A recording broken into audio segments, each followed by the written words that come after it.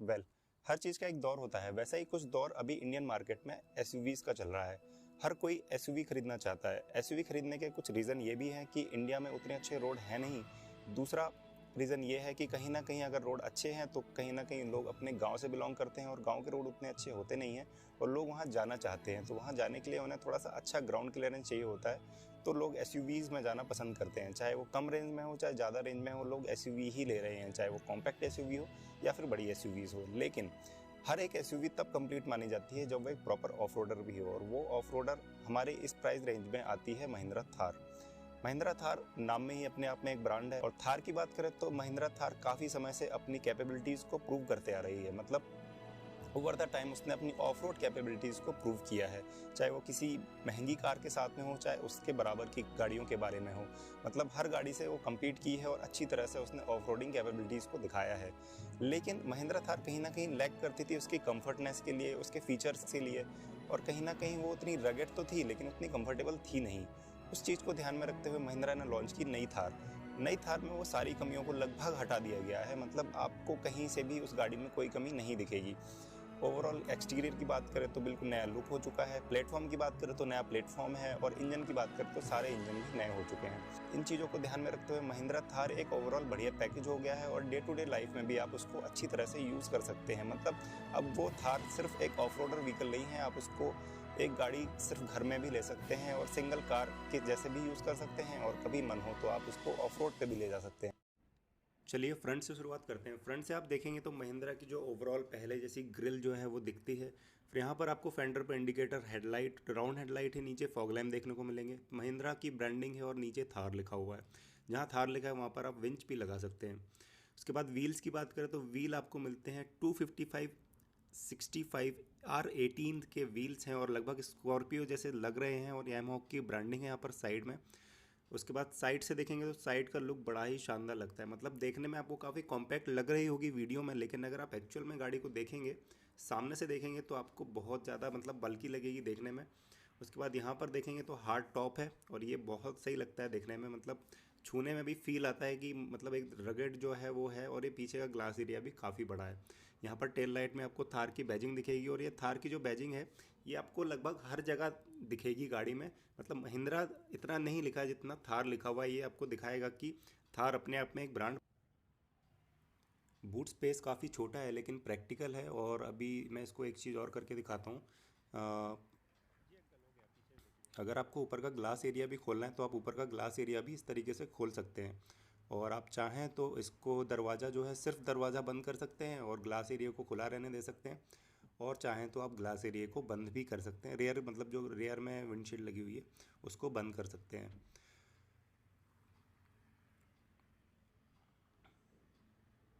उसके बाद यहाँ पर आप देखेंगे तो यहाँ पर आपको 4x4 की बैजिंग मिलेगी, जो दिखाएगी कि ये गाड़ी 4x4 है। चलिए अब इंटीरियर की बात करते हैं।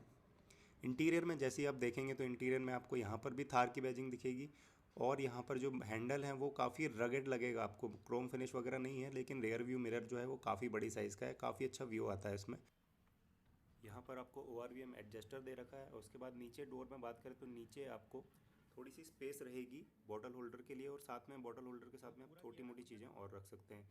नीचे देखेंगे तो आपको स्ट्रैप मिलेगा जो दरवाजे को पूरी तरह से खोलने से रोकेगा। उसके बाद यहाँ पर आपको hill descent control, traction control या MID के कंट्रोल्स और बाकी चीज़ें मिलेंगी। हेडलाइट एडजस्टर मिलेगा। उसके बाद यहाँ पर AC वेंट मिलेगा जो कि सर्कुलर डिज़ाइन का है और बहुत सही लग रहा था देखने में। उसके अलावा बात करेंगे अपन स्टीयरिंग की, तो स्टीयरिंग में आपको स्टीयरिंग माउंटेड कंट्रोल्स के साथ में क्रूज़ कंट्रोल्स भी मिलेंगे टॉप मॉडल में। उसके बाद सेंटर कंसोल की बात करें तो सेंटर कंसोल भी कुछ इस तरीके से देखने को मिलता है, और पूरी तरह से नया कर दिया है। मतलब कुछ भी आपको पुराना नहीं मिलेगा। रेयर सीटिंग दिखाता हूँ मैं आपको। पीछे बैठने के लिए आपको ये वाली जो सीट है इसको फोल्ड करना पड़ेगा, और इस तरीके से आप उतर और चढ़ सकते हैं। सीट को थोड़ा सा पीछे कर देंगे, यहाँ पर आपको इतनी स्पेस मिलेगी, मतलब दो लोग आसानी से बैठ जाएंगे, लेकिन कंफर्टेबली नहीं बैठेंगे। यहाँ पर जो है कपड़े को आसानी से छुपा सकती थी महिंद्रा। यहाँ पर स्कूट आउट सीट है, और यहाँ पर लंबर सपोर्ट का भी आपको ऑप्शन दे रखा है। ठीक है, अब सेंटर की बात करते हैं। सेंटर में भी आपको यहाँ पर AC वेंट मिलेंगे, AC के कंट्रोल्स मिलेंगे, साथ में कुछ और भी फीचर्स मिलेंगे जैसे हैजार्ड लैम्प वगैरह सारी चीज़ें। नीचे आपको 120 वोल्ट का चार्जिंग सॉकेट मिलेगा, साथ में आपको USB चार्जिंग सॉकेट मिलेगा, और एंड्रॉयड ऑटो और एप्पल कारप्ले के लिए कंट्रोल्स मिलेंगे। यहाँ पर आपको 4x4 का लीवर मिलेगा जो इसकी यूएसपी है वह गियर लीवर, हैंड ब्रेक और साथ में पावर विंडोज़ की कंट्रोल और 2 कप होल्डर्स हैं जो कि छोटे साइज़ के हैं। उसके बाद स्टार्ट कर लेते हैं गाड़ी को और मैं आपको MID के कंट्रोल दिखाता हूँ। ओके, सबसे पहले हम इसकी बात कर लेते हैं टच स्क्रीन में क्या क्या फीचर हैं। तो टच स्क्रीन में आप जैसे देखेंगे तो टच स्क्रीन आपको पूरी की पूरी लगभग XUV 300 जैसी लगेगी, लेकिन उससे फीचर्स कुछ ज़्यादा ऐड किए हुए हैं। एंड्रॉयड ऑटो, एप्पल कारप्ले वगैरह तो हैं, लेकिन इसमें एक एंड्रॉयड एडवेंचर वाला मोड है जिसमें आपको on road, of road, custom आप मतलब अपने हिसाब से इसको कर सकते हैं। आपका जो इनफैक्ट डिफरेंशियल है वो कितना ऊपर नीचे है ये सारी चीज़ें भी दिखाएगा। उसके बाद सेंस में जाके आप इको सेंस वगैरह में आप अपनी चीज़ें, ड्राइविंग बिहेवियर वगैरह देख सकते हैं। साथ में TPMS वगैरह चेक कर सकते हैं। टायर प्रेशर मॉनिटरिंग सिस्टम में जाकर आप अपने टायर्स का प्रेशर वगैरह देख सकते हैं, जो कि लगभग सभी लोग आजकल जानते हैं। और फीचर्स लगभग आजकल जो मॉडर्न कार्स में होते हैं वो सारे इसमें दे रखे हैं। जैसे कि आप देख रहे हैं यहाँ पर टायर प्रेशर मॉनिटरिंग सिस्टम दे रखा है और अच्छी चीज़ें दे रखी हैं इसमें। मतलब जो हमारी डे टू डे लाइफ में यूज़ होने वाली चीज़ें हैं वो सारी प्रोवाइड की गई हैं। उसके बाद MID के कंट्रोल्स देख लेते हैं। MID के कंट्रोल जो मैंने स्टार्ट में बताया आपको, राइट में दे रखे हैं स्टीयरिंग के, और MID में भी आपको लगभग डिफरेंशियल वगैरह दिखाएगा कि आपकी जो पावर वगैरह है वो कहाँ जा रही है। ये देखिए अभी डिफरेंशियल दिखा रहा है, यहाँ पर दिखेगा कि आपको पावर वगैरह कहाँ जा रही है, कौन से व्हील्स में पावर जा रही है। आपकी जो डिस्टेंस टू एम्प्टी वगैरह दिखाएगा। सेटिंग में जाकर आप थोड़े MID के कलर्स वगैरह चेंज कर सकते हैं। ट्रिप A ट्रिप B वगैरह दिखाएगा आपको। साथ में आपको इंस्टेंट माइलेज वगैरह भी दिखाएगा और आपको इंस्टेंट स्पीड भी दिखाएगा। उसके अलावा MID में लगभग बेसिक कंट्रोल्स ही हैं जो कि नॉर्मली होते हैं। यहाँ पर आपको ऊपर देखेंगे तो हार्ड टॉप मिलेगा और ये हार्ड टॉप बहुत ही ज़्यादा शानदार लगा।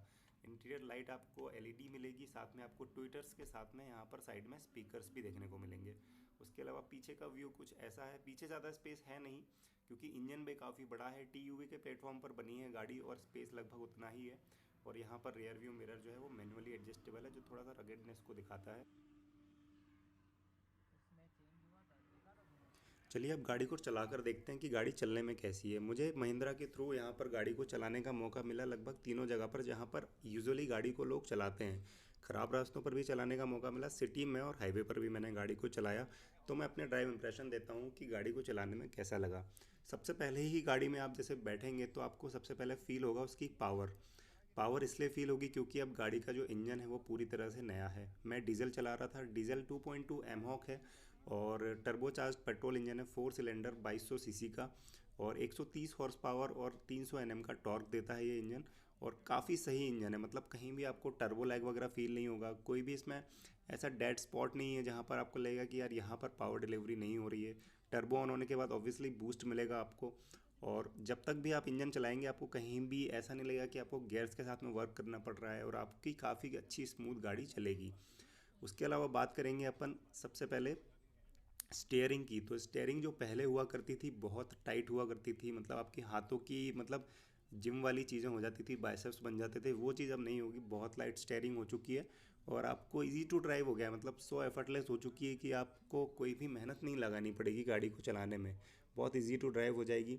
और तीसरी चीज़ जो मुझे देखने में लगी, चलाने में लगी, वो चीज़ लगी है मुझे इसके सस्पेंशन। बहुत ही सही तरीके से ट्यून किए हुए हैं सस्पेंशन। नो डाउट गाड़ी में बॉडी रोल बहुत ज़्यादा है, मतलब गाड़ी को अगर आप थोड़ा बहुत भी इधर उधर मोड़ेंगे तो बॉडी रोल आपको काफ़ी ज़्यादा महसूस होगा। क्योंकि बॉडी ऑन फ्रेम प्लेटफॉर्म है तो बॉडी ऑन फ्रेम प्लेटफॉर्म में ऐसा होता ही है कि मतलब बॉडी रोल थोड़ा सा एक्स्ट्रा होता है। और ओवर स्पीड मतलब आप अगर हाई स्पीड पर चलाएंगे तो थोड़ा सा कॉन्फिडेंस भी आप लूज़ करेंगे। लेकिन गाड़ी चलने में बहुत अच्छी है। सबसे बढ़िया चीज़ जो लगती है वो सस्पेंशन लगते हैं। और एक चीज़ और जो इसकी क्वालिटी इंप्रूव हुई है मतलब पहले के मुकाबले, तो आपको गड्ढों वगैरह में पता ही नहीं चलेगा कि गाड़ी कब किसी गड्ढे के ऊपर से निकल गई। मतलब सॉफ्ट सस्पेंशन है और प्रोफाइल काफ़ी अच्छी है टायर्स की, इस कारण से गाड़ी बहुत अच्छे से ग्लाइड करते हुए निकल जाती है। हाँ नो डाउट आप अगर गड्ढों में बैठेंगे तो आपको थोड़ा सा अनकंफर्टेबल फील तब होगा जब गाड़ी गड्ढों में जाने के बाद भी थोड़ी देर तक हिलती रहती है। मतलब ये इसलिए होता है क्योंकि सॉफ्ट सस्पेंशन दे रखे हैं और इस कारण से ये होता है। अब बात करते हैं NVH की।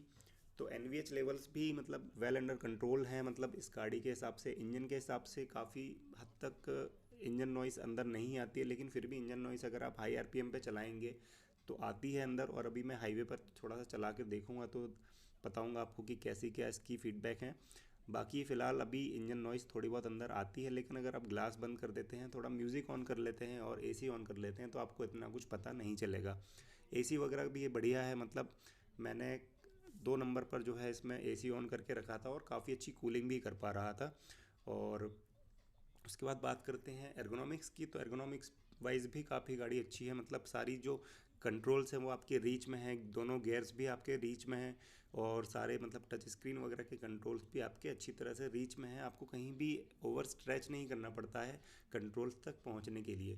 थोड़ा सा आपको कुछ चीज़ें अटपटी लग सकती हैं, जैसे एमआईडी के कंट्रोल्स जो थोड़ी सी अलग जगह पर दे रखे हैं। इनफैक्ट एसयूवी 300 में भी थोड़ी सी अलग जगह पर दे रखे थे और इसमें भी थोड़ा सा अलग जगह पर दे रखे हैं, लेकिन आप यूज़ करते करते आपकी हैबिट में आ जाएगा। बाकी एक चीज़ और जो इसकी सबसे अच्छी लगी वो है इसका हॉर्न। हॉर्न इसमें थोड़ा सा वो जो पोलो वगैरह में आता है या फिर क्रेटा में आता है उस टाइप का हॉर्न दे रखा है। और जब मैं छोटा था तो 1998 में मेरे यहाँ भी मार्शल थी, महिंद्रा मार्शल 98 में मेरे दादाजी ने खरीदी थी और उसमें भी सेम हॉर्न दिया हुआ था।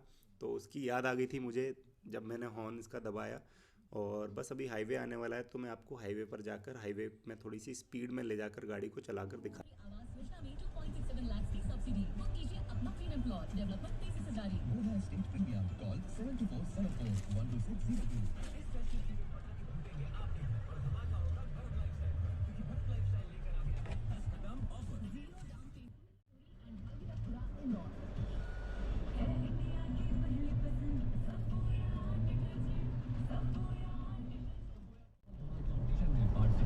बनाए सफोया रिव्यू वीडियो। एवरेज में भी जो पहले वाली थी इसमें ज़्यादा एवरेज आ रही है। एवरेज अच्छा है इसका, मैंने सुना है। हाँ, आराम से, मतलब अगर आप सही से चला रहे हो ना तो 15, 16, 17 आराम से देगी एवरेज।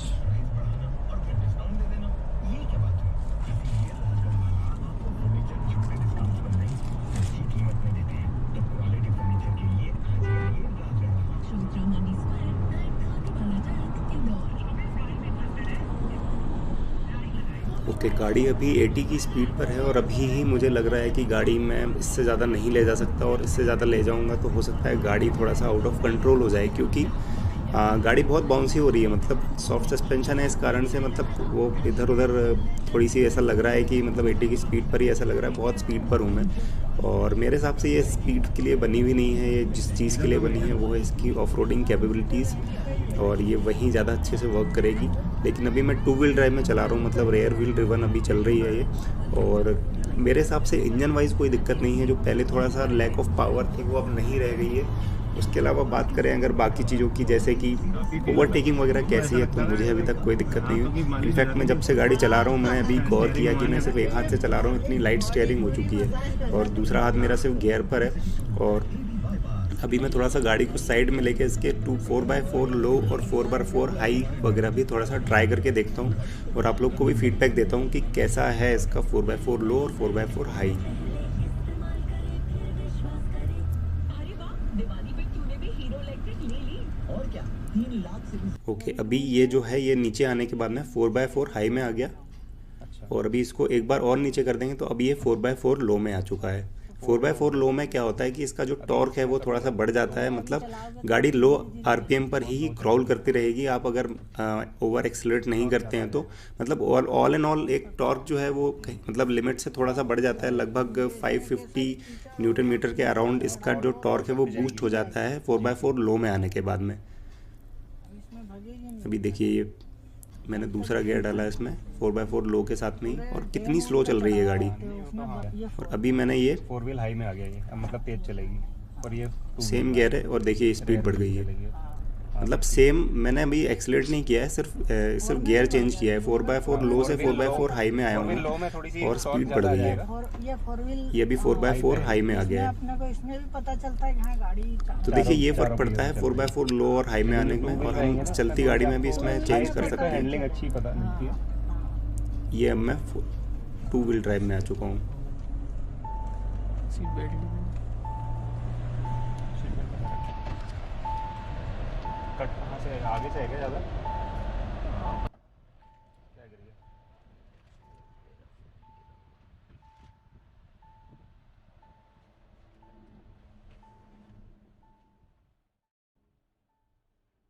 कि ना ओवरऑल मज़ा आया गाड़ी को चलाने में। और अब जिस चीज़ में इस गाड़ी को चलाने में मज़ा आता है वो है इसकी ऑफ रोडिंग कैपेबिलिटीज़। तो ये जो रास्ता है ये थोड़ा सा ख़राब है और मैं आपको इसमें दिखाऊंगा कि कैसी चलती है ये गाड़ी। आप भी देखेंगे, आप गाड़ी पहले के मुकाबले काफ़ी ज़्यादा मतलब मूवमेंट करेगी गाड़ी, थोड़ा सा बॉडी रोल भी आपको ज़्यादा दिखेगा। और मैं बाहर से आपको भी दिखाऊंगा और स्लो मोशन शॉट्स वगैरह भी इस रोड पर होंगे, तो आप देखते रहिए।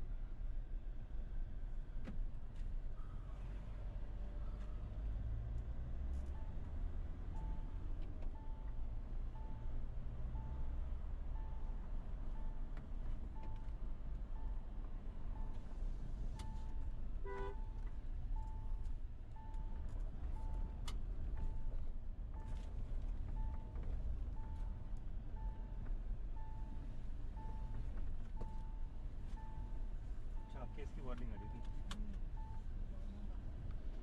फर्स्ट ड्राइवर को तो लगती है ना।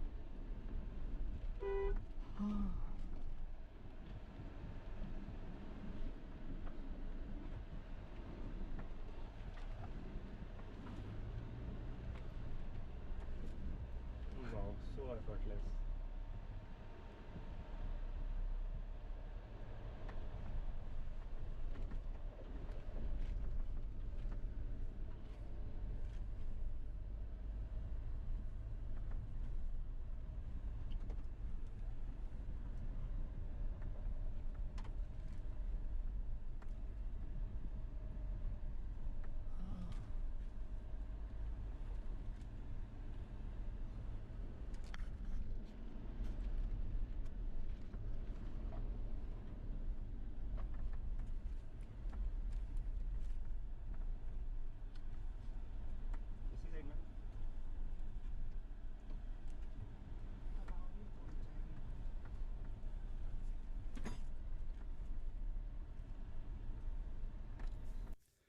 थार चलाने का असली मज़ा तो ऑफ रोडिंग में ही है। और मतलब आप स्पीड में चलाइए या स्लो चलाइए, आपको मज़ा आएगा थार चलाने में। और कोई भी डर नहीं होता इस बात का कि कहीं गाड़ी ज़मीन पर लग तो नहीं जाएगी। मतलब आसानी से किसी भी जगह से निकाल सकते हैं आप इस गाड़ी को। और अगर कहीं फंस जाएँ तो 4x4 लो में डाल दीजिए, आसानी से निकल जाएगी गाड़ी। तो बहुत ही बढ़िया एक्सपीरियंस है महिंद्रा थार चलाने का ऑफ रोडिंग में भी। मतलब ऑफ रोड प्रॉपर तो नहीं कह सकते इसको, लेकिन हाँ, ख़राब रास्तों पर चलाने में भी, ऑफ रोडिंग में भी काफ़ी ज़्यादा मज़ा आएगा महिंद्रा थार को चलाने में।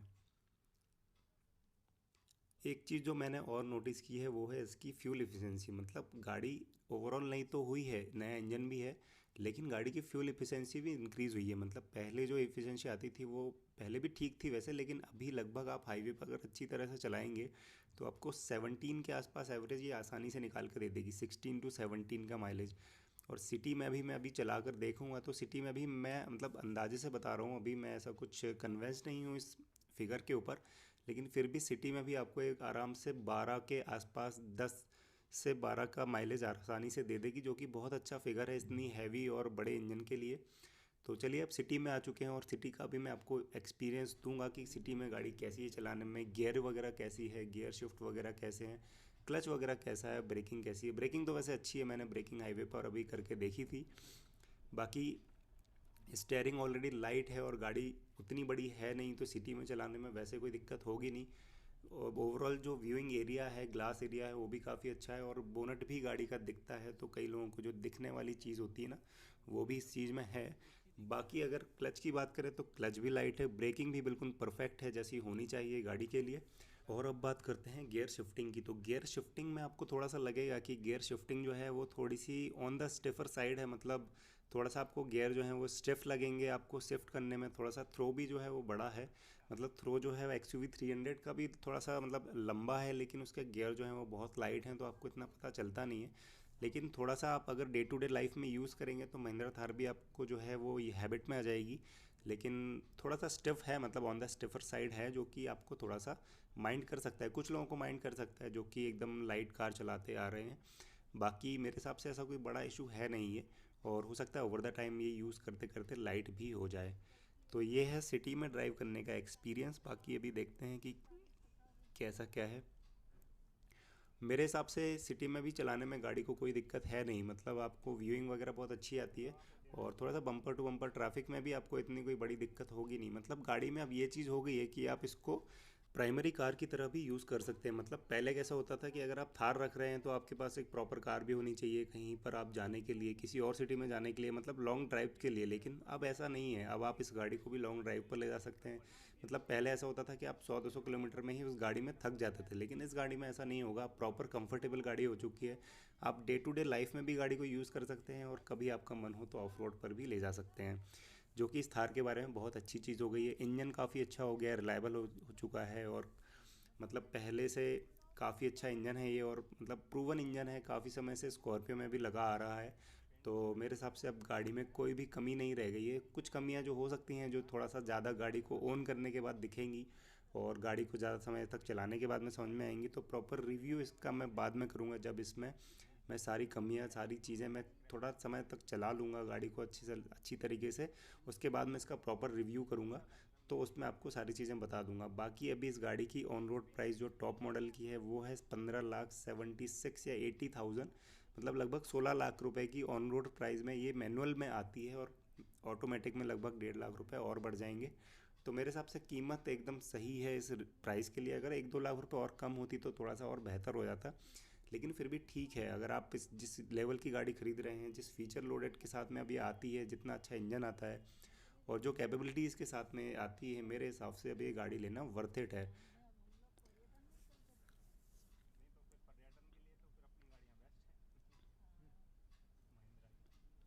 और अगर आप इंदौर या इंदौर के आसपास किसी शहर से रहते हैं तो आप इंदौर आ सकते हैं गाड़ी को टेस्ट ड्राइव लेने के लिए। भगवती पटवा ऑटोमोटिव्स पर गाड़ी अवेलेबल है, महिंद्रा थार और भी सारी महिंद्रा की गाड़ियों की टेस्ट ड्राइव अब चालू हो चुकी है, तो आप आ सकते हैं, टेस्ट ड्राइव ले सकते हैं। और अगर आपको कोई भी इन्फॉर्मेशन चाहिए इस गाड़ी से रिलेटेड तो आप मुझे कमेंट सेक्शन में पूछ सकते हैं। साथ ही मैं आपको डीलर का नंबर भी डिस्क्रिप्शन में डाल दूंगा, तो आप डायरेक्टली वहाँ भी कांटेक्ट कर सकते हैं प्राइजेस वगैरह की लिस्ट के लिए। और अगर वीडियो अच्छा लगा तो लाइक कर दीजिए, सब्सक्राइब कर दीजिए चैनल को, क्योंकि मैं रेगुलर ऐसी ही वीडियोस लेके आते रहता हूँ। और आप इंस्टाग्राम पर भी मुझे फॉलो कर सकते हैं @masterckd के नाम से, और आपको मैं वहाँ पर लगभग सभी के मैं रिप्लाई कर देता हूँ। तो आप लोग कमेंट में ज़रूर बताइए कि वीडियो आपको कैसा लगा, और आपको कोई भी सवाल या सुझाव हैं तो आप कमेंट सेक्शन में लिख दीजिए, मैं उनके रिप्लाई करने की कोशिश करूँगा।